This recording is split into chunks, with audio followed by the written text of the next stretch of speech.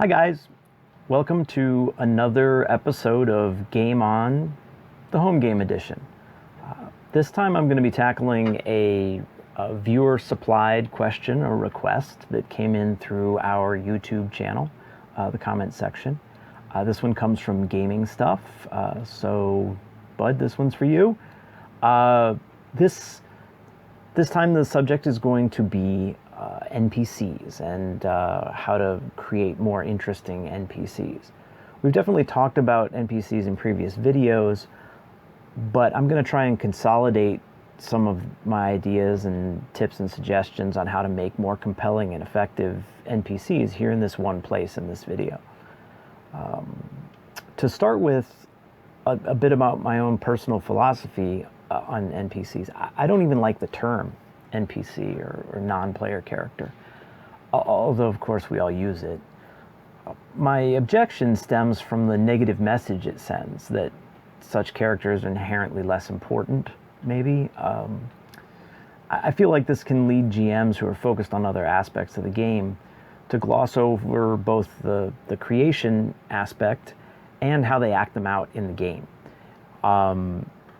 That can short-circuit one of the most fun aspects of running a game, which is dreaming up and acting out interesting personalities in the form of NPCs. And it squanders some of their potential for enriching the game, the playing experience for players, because it denies them a more substantial character to interact with. Okay, so that's the why of creating interesting NPCs. So now let's talk about the how, or at least some of my suggestions on how to do it successfully. To start with, resist thinking of NPCs as disposable, and as an extension of that, discourage the PCs, the players, from falling into that trap too. NPCs should be fully developed people, or whatever entity fits the world that you're running your game in. If you create your NPCs with care and you portray them with respect, your players will pick up on that and they'll treat them with more respect too.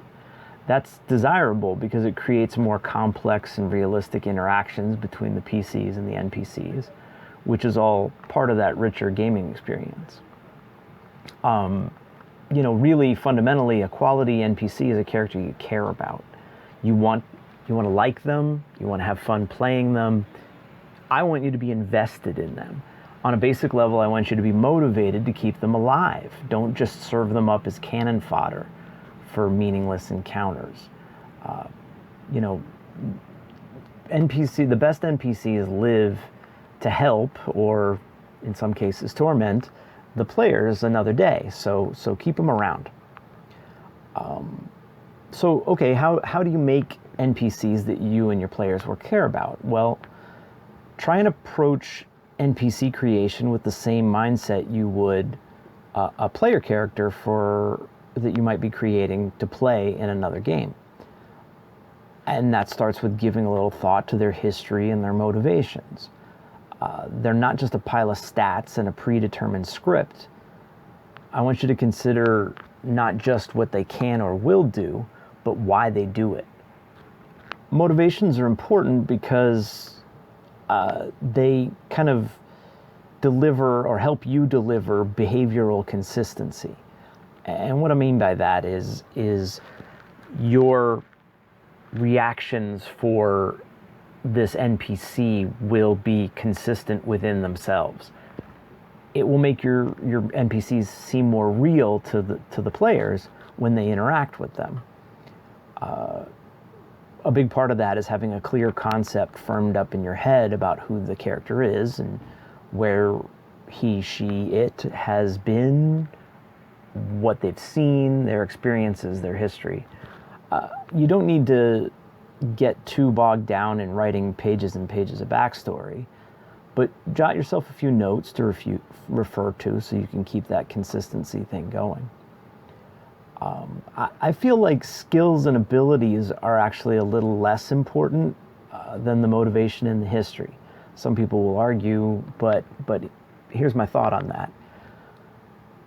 if you know the motivation and the history behind a character, and you have passing familiarity with the system that you're running it in, you can pretty effectively ad-lib realistic stats for your NPCs on the fly. If you know what they're likely to have been able to do or learn to do in their history, you can give them those skills as they come up. Even if you didn't anticipate the circumstance or the scene that requires an obscure skill, you can make a quick determination about whether or not that character should or would have it. The biggest thing is definitely going to be personality. Of course, what an NPC knows and what they can do to further your plot line, but it's the personality that'll make them more memorable for the players long after the specific role in the plot has been fulfilled. I want you to remember, the C in NPC stands for character. So make sure that your NPCs have some. I mean, on a basic level, right? If you're exceptionally creative and quick on your feet mentally, you may be able to create whole personalities out of thin air.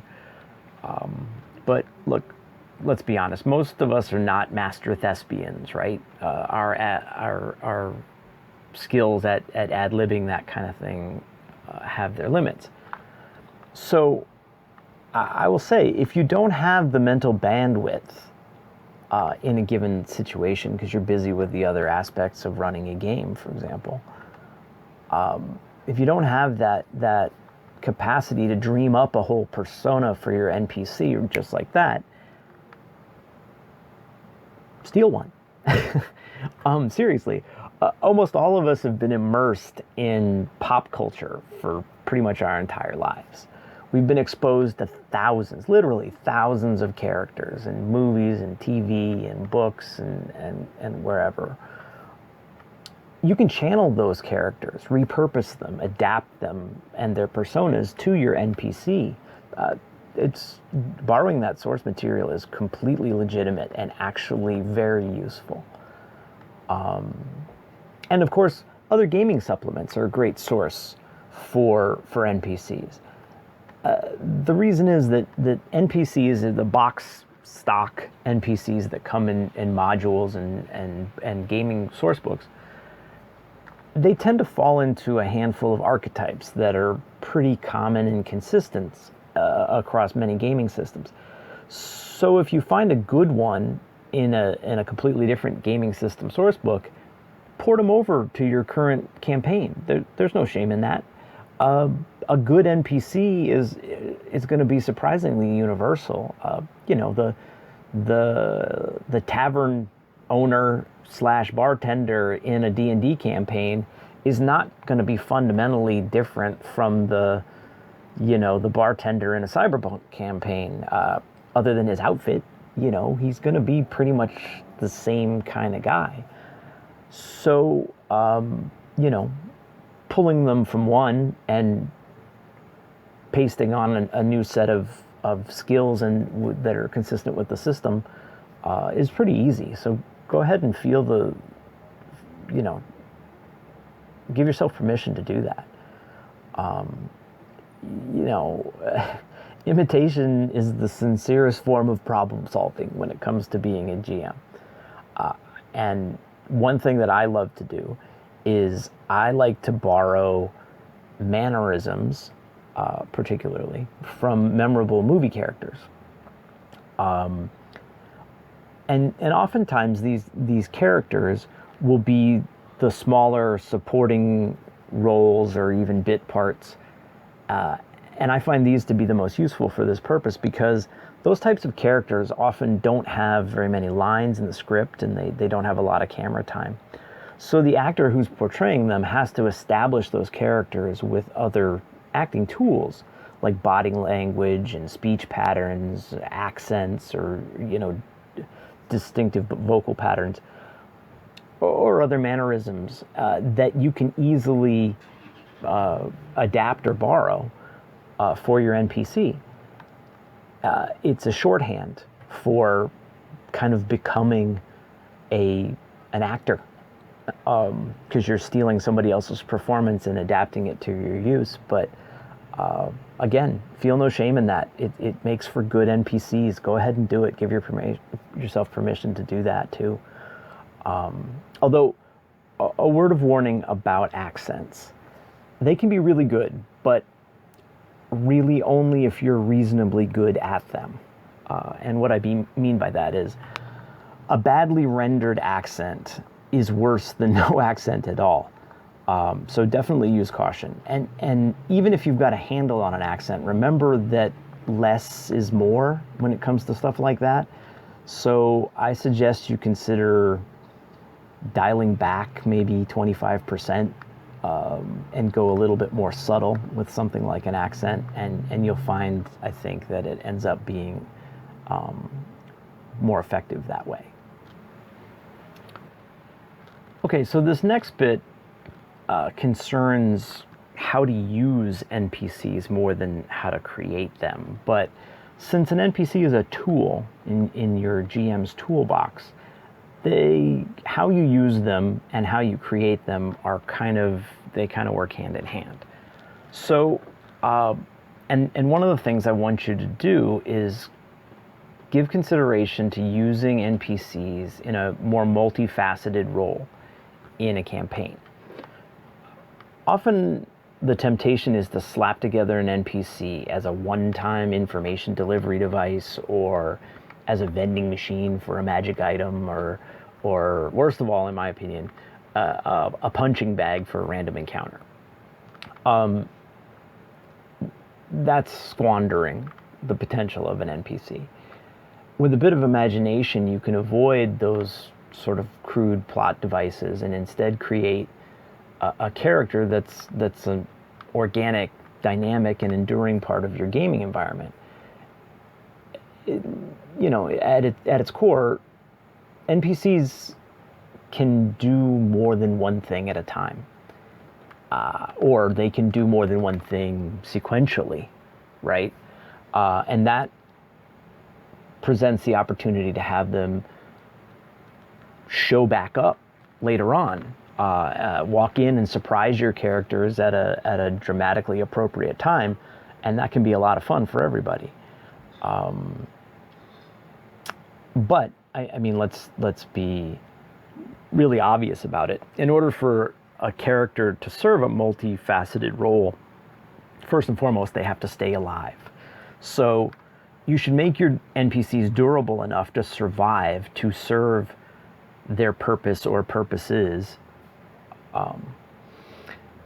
This also means you have to manage the scenes and the scenarios to create a window for survivability for your NPCs.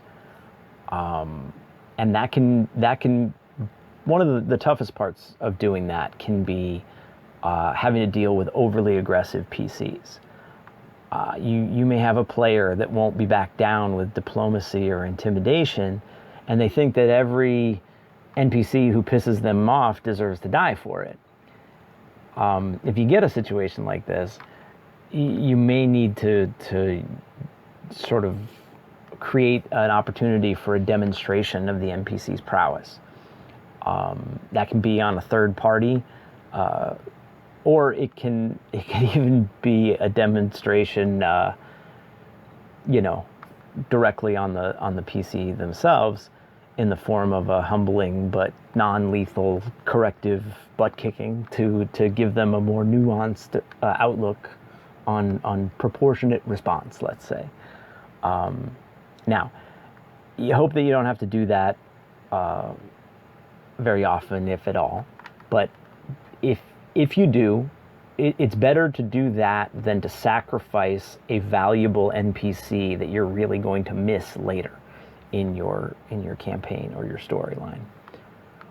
The only thing I would say is use restraint, obviously, both in the administration of this sort of demonstration, and also just on the skills and the levels of an NPC. Epic level NPCs should be few and far between. If you don't, if you jack up the power levels on NPCs in an unjustified way, your campaign can quickly turn into sort of a nuclear arms race for skill levels, and that's no fun for anybody. So multi-purpose NPCs and durable NPCs that survive kind of go together to produce one of my favorite things, which is a recurring NPC. And you know, I go to some pretty extreme measures with this. In fact, my one visual aid for this this video are these. These jumbo binders are just 3, and not all, of the binders full of NPCs and characters that I have. And I don't draw a clear distinction between NPCs and PCs in the sense of I have and do and will continue to use former player characters as NPCs in subsequent games that I'm running that are in the same world or environment. I am happy to use my player characters that I know well from having used and in other campaigns to then have them become an NPC or a role player or a plot device in a subsequent game that I'm running. And so I save them and I file them away in these binders with characters that were created from scratch as NPCs, and I use them fairly interchangeably. The reason that I do that I stockpile NPCs, and the reason that I have them as recurring characters is because if a player has encountered an NPC before, either earlier in the campaign or even in a previous campaign, the oh crap factor of a surprise cameo can send these ripples of entertaining drama through your party as one player tries to explain to the others how much worse something just got, right? Or the reverse can also be true. If your party, and you hope this doesn't happen too often, but sometimes it does, your party needs that sort of deus ex machina bailout, right? Things go off the rails and they need to get rescued.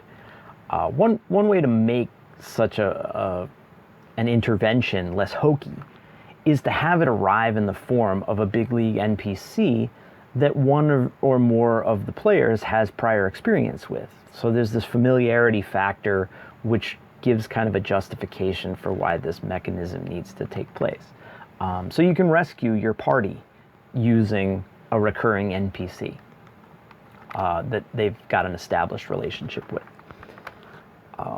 But I will say the biggest benefit of recurring NPCs is a sort of a methodology one. It's your familiarity with them, with the character. After a while, you know, slipping into character of a familiar NPC is like putting on your favorite pair of jeans, right? They're already perfectly broken in and instantly comfortable. You know, from a character perspective, you know intuitively that character's mindset, you know their priorities, you know their likely reactions to your player's choices and actions, right? That creates a seamlessness that can enhance the game flow and keep the drama at a higher level. And it also inspires more creative interaction with your players because it's, again, just a more organic kind of situation. But I will say that no matter where your NPC originates, if they're new or recurring, if they're created or you borrowed them from some other game or other form of media, I want you to always remember shades of gray. And what I mean by that is NPCs should not be all good or all bad. They shouldn't view the players as in a one-dimensional way either. It's fine to have PC and NPC agendas coincide temporarily and then diverge, right? And in doing so, in diverging, that doesn't mean that a battle must ensue. One of the realistic ways of dealing with both players and NPCs is giving them permission to have complex motivations. Not everything is easily pigeonholed, even if your players try and make it that way. And ambiguity is also okay in certain situations. It can be quite effective. An air of mystery can help set a tone in your game. So give yourself permission to use all of these tools. And yeah, and have fun with the NPCs. All of this stuff that I'm talking about is really in service of having more fun with them.